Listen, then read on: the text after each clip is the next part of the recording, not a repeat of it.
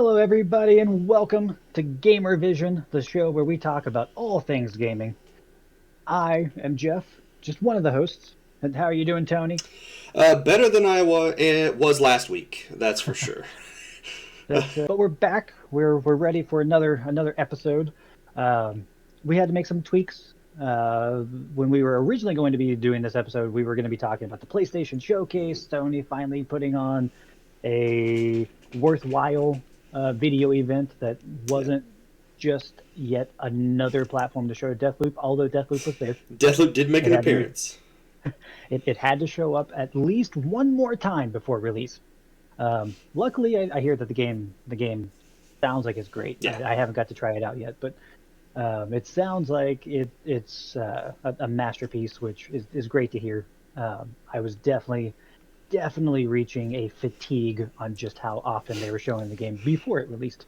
Yeah, it was getting to that point where I was like, is there actually going to be a game, or is this just a loop of all of these trailers over Yeah, and over again until we die?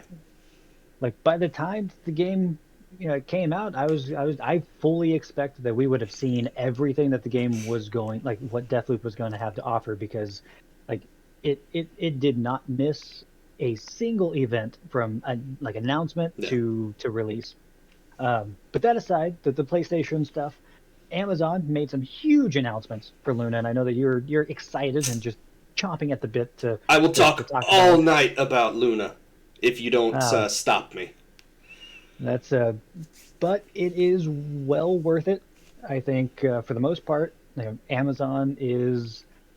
I think you would probably be able to say that they're catching their groove. It Yeah. seems like they're finally um, seeing the hard work beginning to pay off with some of the announcements. Yeah, And I have been a subscriber to Luna since day one. Like the day they announced that the service was coming out, you could sign up for it that day, and I think it was the next week that it actually launched, and you could sign up for early access. And they would send you an email invite if you were one of the lucky ones that got in. I got in. I was able to get in on day one. So I've been playing stuff on it for a little over a year now, I think. Um, and I'm not going to lie, over the last couple of weeks, last month or so, I was a little worried that things were slowing down and maybe Luna had gotten a little bit forgotten. Um, yeah, and I, but I could I could see that. but with the announcement from last week, they just they blew it out of the water. They said we are going all in with Luna. There's a bunch of new Yeah. stuff coming, and it was really exciting. Well, and that's I think it was around E3. There was a lot of like we did a pretty good amount of coverage on what Amazon was doing, and it seemed kind of back then that it didn't necessarily feel like they were holding back anything, but as it turns out, they were Hmm. actually like they had a lot of things that was in the pipeline that they couldn't quite get into the Yeah, E3 timeline. I know one thing that uh, we're gonna check out pretty soon is the Amazon Couch stuff, which yeah, like from the notes that I saw, it's essentially like remote yeah, cooperative, like only one person has to have the subscription, but the other person yeah. doesn't have to have the subscription, which sounds like a great idea to get more people into the Luna sphere, Luna system, ecosystem. I Yeah, don't I know. mean that works. Yeah, we'll talk about Luna Couch here in just a little bit because there's a lot of that is probably the most exciting thing that was announced during the event was this like online couch co-op stuff, which Google had been talking about for a while for Stadia and hasn't been able to implement yet. You can kind of do it on Steam. It's a little clunky. Yeah. This is really easy to get into, and we're going to demonstrate that here in just a little bit. Um, So like of everything, they kind of covered a lot of bases. I know in like one of the big announcements was the what was it the family channel, yeah, the their like first like additional channel since the Ubisoft channel. So that brings it up to three total. So you can subscribe to the Luna Plus channel, which is their primary subscription service, which has access to over 80. I think it's over 80 games at this point. Um, the growing Ubisoft Plus library. channel, which if you are a Ubisoft Plus subscriber, you can connect that to Luna and play all of your, well, not all of, but most of your Ubisoft games over the cloud through Luna, which you can also do with Stadia. They're also partnered with Stadia to do that as well. And then now this third channel, which they're calling the Family Channel, which is an additional subscription. It's $3 a month, and it gives you access to an additional 30 games, of which they announced 38 total new games last week.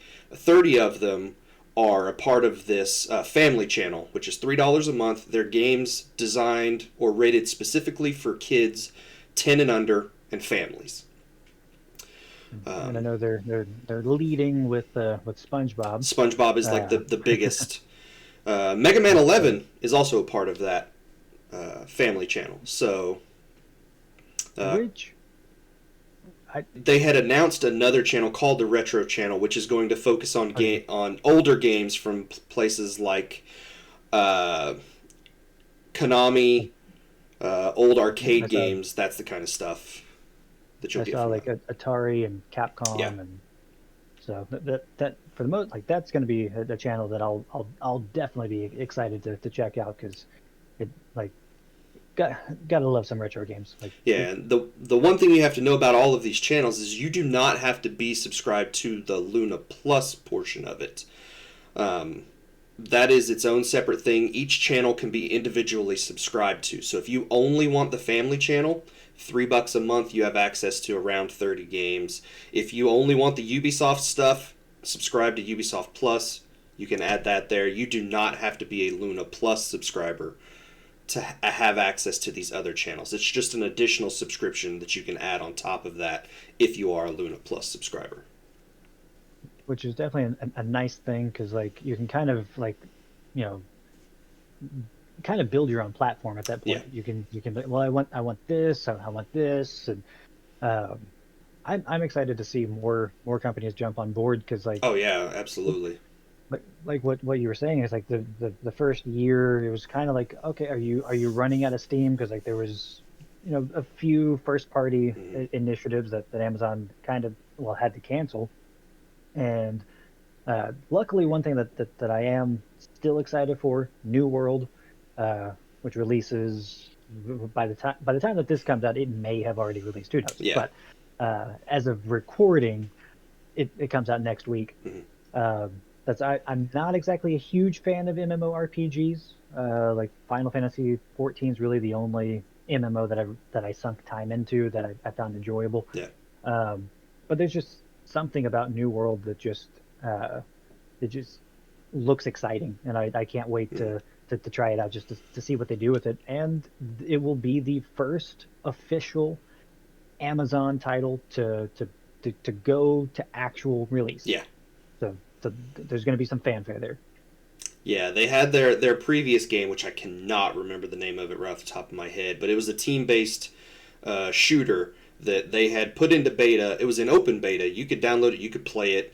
The reaction to that was really negative, and so they pulled it out of beta and then eventually canceled that. And then there was their Lord of the Rings game, which had some development issues, some contractual issues. That got canceled. Yeah. So and then I know Breakaway. I think Breakaway was one of the, and that, I think Crucible. Crucible. That is the name. That is the name of that shooter. Yeah. That's for the most part, every time the reason that I could kind of vaguely remember is that I always thought of Destiny. Yeah, it always brought Destiny to my mind as well. Just the Crucible, the place that you're always going to. Yeah. But yeah, like, there's things that, like, for me, you know, we did an episode where we talked about physical and digital. I'm definitely more of the on the physical side, as far as, like, if there's a physical version, I want to get the physical version. Yeah, whereas I don't really care at this point. So and, like, I've got to give Amazon a lot of credit, a lot of kudos for Luna, because they are sticking with it. They are pushing forward. You know, earlier in the year, Google made their announcements of their first-party efforts being kind of reined in, to the point that there's really not a first-party effort anymore. And so I thought that Amazon would kind of go the same route. Like, I just didn't see it really panning out. But obviously, September 9th, I believe, is when these announcements happened. Hmm. Um, Not only did they announce new channels and new games, but they also finally brought the service to one that you pointed out was kind of an oddball that it wasn't supported I'm on. very glad of this announcement. The fact that it is now fully supported by the Fire tablets. Yes, and I downloaded it immediately. Like it was the first thing I did when I saw that you could download it on Fire tablets. I did, and it works beautifully. Like if you So like have a 5 gigahertz Wi-Fi connection, uh, it's smooth as butter is what my experience has been so far. like you can get, because like the Fire tablets, the 7, the 8, and the 10, I think is like $50. I think $70 or $80, and then like 120, I 100. think. So like you can choose your screen size, and then Yeah. Luna supports like any controller, right? Like it's just like a It Bluetooth does. It controller. supports any Bluetooth controller that can connect to whatever device you're playing on. But I highly recommend you get the Luna controller because it does make the experience just a little bit better. Yeah, Um, and that's like for the most part, like for me, if I'm on PlayStation, I want to have like the PlayStation controller. If I'm on yeah. Xbox, I want the Xbox controller. So like um it just brings the experience full circle. Hmm. Like it just the immersion, it just seems to be better feeling. But Having this Luna controller, which I have right here, it's a wonderful controller. I think it's super comfortable. But the fact that it connects to Luna's servers through Wi-Fi, you're not connecting to whatever device you're playing on, which sounds weird at first, but when you're actually playing it, you don't notice any difference. But it's connected directly to their servers, so it takes out a little bit of the lag issue that you have. Because the game's coming from their servers anyway, so if you connect to their server through Wi-Fi, it just makes it that little bit smoother. Plus, it has the super seamless swapping ability. So if I'm playing on like the computer and I'm playing something with the controller, and I'm like, okay, I want to go sit on the couch for a little bit and hang out with the family, but I want to keep playing the game, or I'm ready to go lay down in bed for a little bit, you can switch your game from the computer to the tablet. The controller doesn't do anything. It just recognizes that you're now playing on the tablet, and it switches, and it's a wonderful, wonderful feature. well, and that actually, because over the last few days, I saw some video of the Xbox controller. You can just like double tap the Hmm. sync button, and it'll switch between whatever you've synced that controller up to. I saw that feature. I was like, I gotta have that feature on everything now. Like that's Yeah. just such a wonderful feature. And of course, Luna decides to take it even a step further and just be like, you don't even have to do anything. Yeah, you don't You do anything. It you see a little message on the bottom of whatever screen you switch to that says the controller is now, connected here or something like that. I don't remember exactly what it says, but or it's switched over from one device to the other. And you don't even know it. If you're like if you have something on the computer and then you switch it to the tablet and you're still looking, the transition is almost seamless. So you don't even necessarily have to stop playing to make that switch. which which I remember, Sony's remote play stuff from like the like 2011 to 2013 or 14, like when they Mm-hmm. were trying to really talk about, take your game with you on the go. Like I'm sure Sony always wanted it to be that seamless, where it's just like you stop on the console, pick up the Vita, walk out the door, and you're just playing where you left off. It never worked out like that. So like to see devices and services get to that point where you can like just I'm playing here now, I'm playing here, Mm-hmm. and it just like for me, who is more of a physical, gamer, like I'm seeing what Amazon's doing with Luna. I'm like, oh, okay. I mean, I like did, It's a little tempting. there, It's a little there's tempting. there's there's some merits there. It's like with Game Pass for $1 for like 3 months. I was like, I mean, I would be Yeah, stupid to not at least try it. yeah. Like, and Game Pass is awesome. So, One thing um, before we move on to the Luna Couch stuff, with the addition of the support on tablets now, they also announced bundles for the tablets. So if you want to get an HD8, a Fire HD8, or a Fire HD10, you can get one of those bundled with a controller. and it drops the price of the two things just a little bit. I think if you buy the bundle compared to just getting the two devices, the tablet and the controller separately. Basically, getting the controller for $30 instead of like 50 or uh, 60. like the family channel is going to be great, especially like going into the holiday season. Just people, getting Fire tablets and stuff and not having to, you know, shell out, 30, 40, 50, $60 for a game. They can just like, get the family channel and their kids can, play 30 plus games.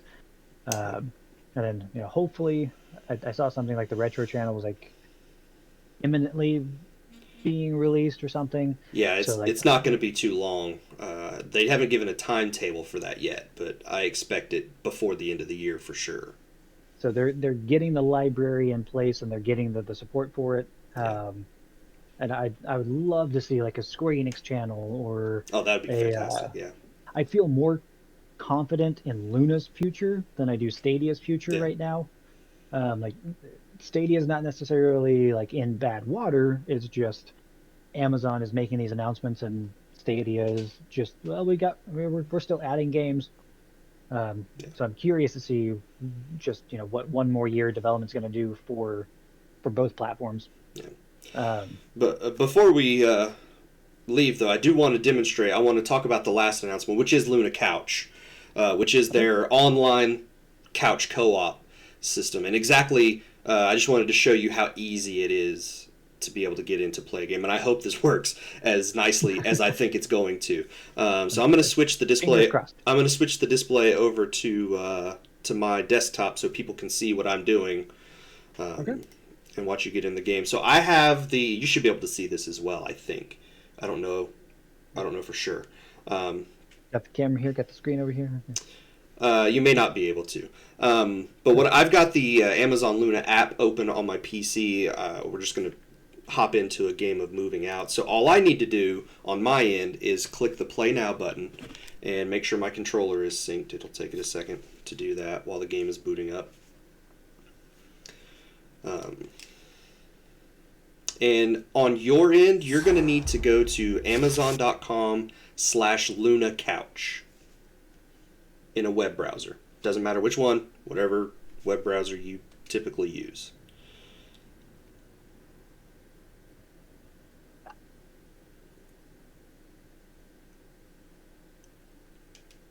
And then once I have the game booted up, I'm going to click the little Luna button on the controller, and I'm going to go down here to where it says Start Luna Couch Session. And you say lunacouch.com? It's amazon.com/LunaCouch. Gotcha. So it defaults to my profile name on there, so I'm going to switch that here real quick. And then when you're at that site, let me know because I've got a code for you. And that code is 731868.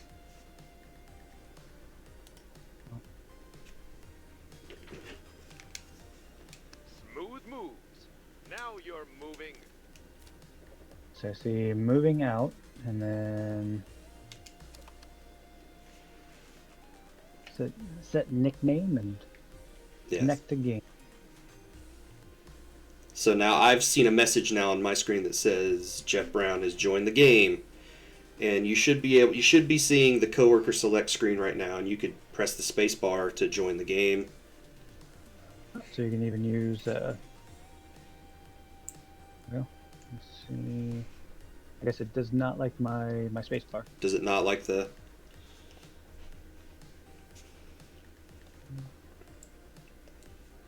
Let's see. Because yeah, it just has it's got one character to the far left, which I'm assuming is you. Yeah, that's me. Okay. And then. Yeah, it does not like the space bar. I guess it wants you to have a controller plugged in. Yeah. The only restriction is you have to have an Amazon account. You don't have to be a Luna subscriber. Only the first player has to be subscribed to Luna Plus. So I could give that code out to anybody, whether they're a Luna Plus subscriber or not, and they can hop in my game and play. Which, now that I think about it, like I wonder how that would pan out for like future MMORPGs coming to the platform. That's a good Like, question. I feel more confident about what Amazon's doing. Yeah, definitely. Hopefully, it's got to try out some things. Um, but I'm Jeff from Just One More Level. And I'm Tony from Procedurally Generated. And we will see you with the next episode of GamerVision.